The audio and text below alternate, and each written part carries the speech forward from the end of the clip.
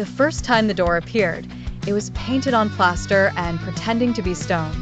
We were cataloging a cluster of old kingdom fragments pulled from a rescue dig near Wadi El Natron. Hasty work before a new road carved the desert into squares.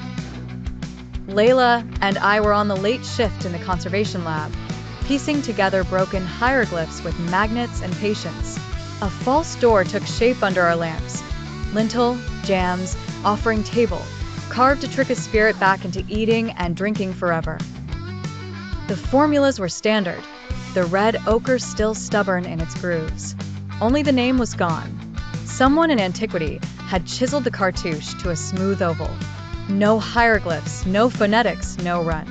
Whoever this man had been, he had been sentenced to a second death. Erasure like this is personal, Layla said, brushing plaster dust into a neat pile. You do this when you hate someone more than you fear the gods. On a whim, stupid, late-night humor, I took a marker and wrote my name on masking tape, then stuck it where the cartouche should be. The lab was cold and bright and smelled like ethanol. We waited for something to happen and joked when it didn't. By morning, the tape was blank. I peeled it up and felt the adhesive tug like teeth. The marker line hadn't faded. It had never existed. At the desk, the security guard, an old man who called everyone son, looked up. Good morning, doctor. I'm sorry. Your name, on the list here. Who are you attached to? Nabil, I said, too quickly. He frowned, then nodded like he'd been told a secret. Right, of course. He didn't say it back. Inside, Layla had already noticed an uglier version of the same problem. An email she'd sent at dawn had bounced because the system couldn't resolve the sender's name. Her ID badge showed her photo and a blank where the printing should be. She slid the badge to me like it might bite. If this is a prank, it's creepy. Maybe the printer. It's not the printer. She tugged me to the false door.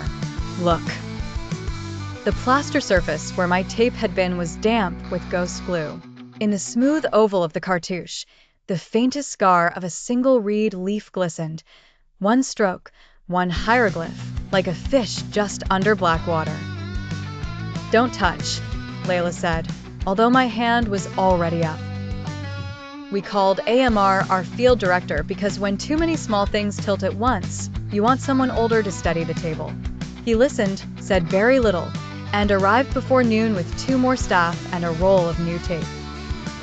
He had everyone write their names and slap them onto the blank cartouche. He had us wait. He had us look away.